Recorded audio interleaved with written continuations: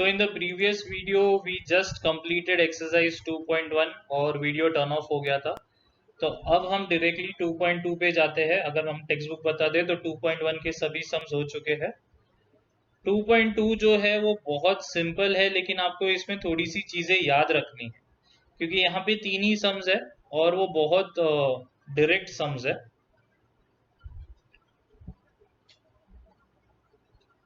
हाँ, तो ये रहा 2.2, चार सम्स है। तीसरा जो सम है हम अभी फिलहाल के लिए नहीं करेंगे क्योंकि उसके लिए हमें ज्योमेट्रिक कंस्ट्रक्शन करना पड़ेगा। So let us do 1, 2 and 4 for now. और इसमें पहला क्वेश्चन है, show that 4√2 is an irrational number. तो 4√2 इज एन इररेशनल नंबर बताने के लिए स्टार्टिंग में हम अज्यूम कर लेंगे कि वो रैशनल है। पहले हम अज्यूम करेंगे कि वो रैशनल है और उसके बाद हम ऐसा प्रूफ करेंगे कि हमारा अजम्पशन गलत था, इसका मतलब वो इररेशनल है। इसको बोलते हैं इनडायरेक्ट प्रूफ। इनडायरेक्ट प्रूफ मतलब जब हम कोई चीज को अज्यूम कर लेते हैं जानबूझ के, हमें पता ही कि वैसा नहीं है, और फिर हम एक दो स्टेटमेंट में वो प्रूफ करते हैं कि एक्चुअली ऐसा नहीं हो सकता, इसलिए हमारा अजम्पशन गलत था, इसलिए इसका जो रिवर्स है वो ट्रू है। तो यहाँ पे हमें बताया गया है कि 4√2 को इररेशनल प्रूफ करना है। हम क्या कर रहे हैं, हम अज्यूम कर रहे हैं कि वो रैशनल है। तो अगर वो रैशनल है तो वो फ्रैक्शन फॉर्म में लिखा जा सकता है, जहाँ पे पी और क्यू के कोई कॉमन फैक्टर्स नहीं होने चाहिए, क्योंकि कोई भी नंबर अगर वो रैशनल है तो वो पी अपॉन क्यू फॉर्म में लिखा जा सकता है, जहाँ पे वो जो फ्रैक्शन है वो टर्मिनेटिंग होना चाहिए या तो रिकरिंग होना चाहिए। So let's start. सो 4√2 को हमने मान लिया कि पी अपॉन क्यू है, दोनों तरफ को स्क्वायर कर दिया। स्क्वायर किया तो यहाँ पे 4 का स्क्वायर हो जाएगा 16 और √2 का स्क्वायर हो जाएगा 2, मतलब 16 इंटू 2 32। और ये जो क्यू स्क्वायर है मैं यहाँ पे लेके आता हूँ तो ये मिल जाएगा 32। Q square is equal to P square. अगर पी स्क्वायर का आंसर 32 क्यू स्क्वायर आ रहा है, इसका मतलब पी जो है वो इवन होना चाहिए।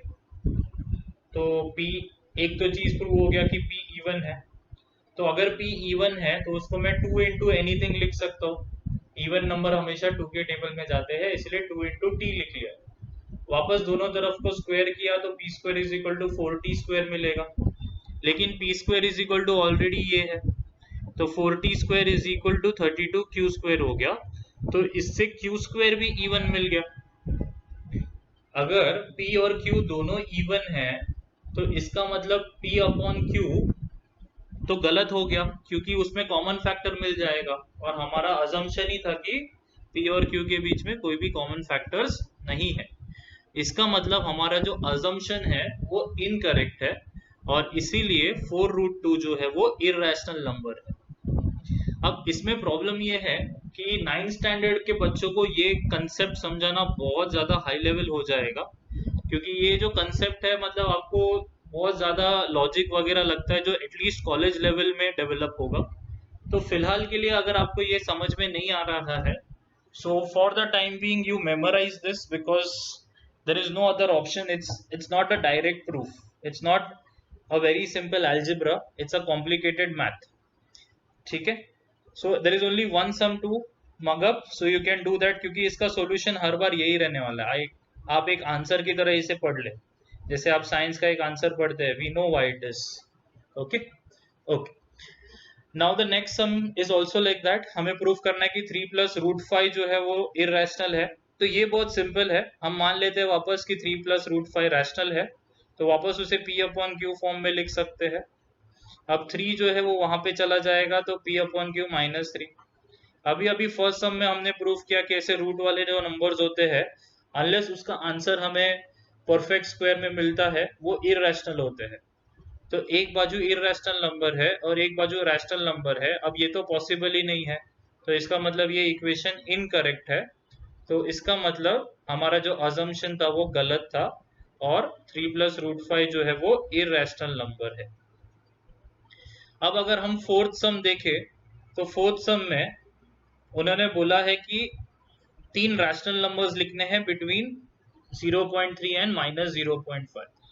तो ये तो काफी स्ट्रेट फॉरवर्ड है, आप यही से देख सकते हैं, इसमें कुछ एक्सप्लेनेशन तो है ही नहीं। कि 5.2 और 5.3 के बीच में रैशनल नंबर्स लिखने तो आप लिख सकते हैं 5.21, 5.22, 5.23। ये दोनों के बीच में लिखना है तो लिख सकते हैं -4.51, -4.52, -4.53। So it's a very straightforward thing. It is nothing to be explained over here. So that is exercise 2.2. काफी straightforward और काफी simple exercise है। Only thing is शायद आपको ये सम अगर समझ में ना आए तो मॉकअप करना पड़ेगा। बाकी सेकेंड सम बहुत छोटा और सिंपल है, फोर्थ सम बहुत सिंपल है। So let us move on to exercise 2.3. Exercise 2.3 के 3-4 सम्स हम करते हैं और बाकी के हम नेक्स्ट लेक्चर में करेंगे। स्टार्टिंग के 3-4 सम्स बहुत इजी है, लेट्स सी। सबसे पहले उन्होंने बोला है ऑर्डर ऑफ द सर्च ढूंढने के लिए।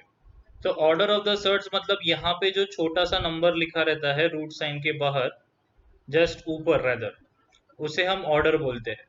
तो ऑब्वियसली पहले वाले का ऑर्डर 3 है, दूसरे वाले के आगे कुछ लिखा नहीं, ये 5 तो बाहर है, इसके आगे कुछ लिखा नहीं है, तो रूट के आगे अगर कुछ भी नहीं लिखा होता है तो उसका ऑर्डर 2 होता है, क्योंकि वो स्क्वायर रूट है। तो इसलिए ऑर्डर 2 है, इसका ऑर्डर 3 है, इसका ऑर्डर 4 है, इसका ऑर्डर 2 है और इसका ऑर्डर 3 है। तो पहला सम तो बहुत सिंपल है, देख के ही समझ में आ जाएगा, फिल इन द ब्लैंक्स के लिए आ सकता है। अब ये जो सेकेंड सम है, ये आपको पहले तो सर्ड क्या होता है वो समझ लीजिए। तो अगर ऐसे रूट फॉर्म में दिया है तो वो सर्ड हो सकता है अगर वो 2 कंडीशन सेटिस्फाई करे। पहला कंडीशन ये है कि जो अंदर का नंबर है वो रैशनल नंबर होना चाहिए, और दूसरा कंडीशन ये है कि जो ओवरऑल नंबर बनेगा वो इररेशनल होना चाहिए। मैं वापस रिपीट करता हूं, पहला कंडीशन ये है कि अंदर का जो नंबर है वो रैशनल होना चाहिए, और ओवरऑल जो बनेगा आंसर वो इररेशनल होना चाहिए। तो अभी हम सम्स करते हैं तो आपको समझेगा। वैसे यहाँ पे 2.3 का सॉल्यूशन मैंने ऑर्डर डायरेक्टली नंबर से ही लिख दिया है। अब आगे अगर हम देखें तो क्यूब रूट ऑफ 51 क्या ये सर्ड है कि नहीं है। अब देखिए इसमें रीजन ऐसा आएगा कि 51 जो है वो रैशनल है और क्यूब रूट ऑफ 51 जो है वो इररेशनल है, इसीलिए ये जो है वो सर्ड है। यहाँ पे अगर देखें तो 16 जो है वो रैशनल है, लेकिन फोर्थ रूट ऑफ 16 का आंसर होता है 2। अब इसका आंसर हम बता ही नहीं सकते क्योंकि इसको सॉल्व ही नहीं किया जा सकता, बट इसको सॉल्व किया जा सकता है। कैसे सॉल्व करेंगे हम लोग, अगर मैं 16 को ऐसे कंसिडर करूं तो इट इज 4 बार 2 होता है और ऑर्डर भी 4 है। तो अगर ऐसे डिवाइड करने पे 4 बार सेम नंबर आए हैं और ऑर्डर भी वही है, तो फिर वो इररेशनल नहीं हो सकता। तो इसका मतलब इसका आंसर रैशनल है, तो इसीलिए ये सर्ड नहीं है। ये सर्ड है क्योंकि 51 को अगर हम ऐसे करेंगे तो 3 मिलेगा पहले तो, और फिर 17 मिल जाएगा, और 17 तो 1। तो यहाँ पे क्लियरली दिख रहा है कि यहाँ पे 3 है तो 3 3 बार आना चाहिए था, या फिर 17 3 बार आना चाहिए था, कोई भी नंबर इन शॉर्ट 3 बार आना चाहिए था, तब जाके वो सर्ड नहीं होता। तो फिलहाल ये तो सर्ड है और ये सर्ड नहीं है। ये वाले में 81 को अगर हम करके देखें तो 27, ऐसे 4 बार 3 आने वाला है और सब खत्म हो जाएगा। तो अनफॉर्चुनेटली अगर इसका ऑर्डर 4 होता तो ये मैच हो जाता था, लेकिन इसका ऑर्डर 5 है, इसीलिए इररेशनल है और इसके लिए ये सर्ड है। आपको ध्यान से समझना है, कंफ्यूज नहीं होना है, ठीक है। ये मैच हो रहा है इसीलिए इररेशनल नहीं हो रहा है, इसलिए सर्ड नहीं हो रहा है, ऐसा है, ठीक है। अगर मैच हो गया तो वो इररेशनल नहीं हो सकता, इसलिए वो सर्ड भी नहीं हो सकता। तो मैच होने पे वो सर्ड नहीं होगा और मैच नहीं होने पे वो सर्ड होगा, मैच नहीं होने पे वो सर्ड होगा। यहाँ पे भी अगर आप 256 को करें तो 16 इंटू 16 256 होता है, तो इसलिए वो मैच हो जाता है, इसलिए ये सर्ड नहीं है। यहाँ पे भी अगर 64 को करे तो 4 4 4 64 होता है, इसलिए ये सर्ड नहीं है। और ये खुद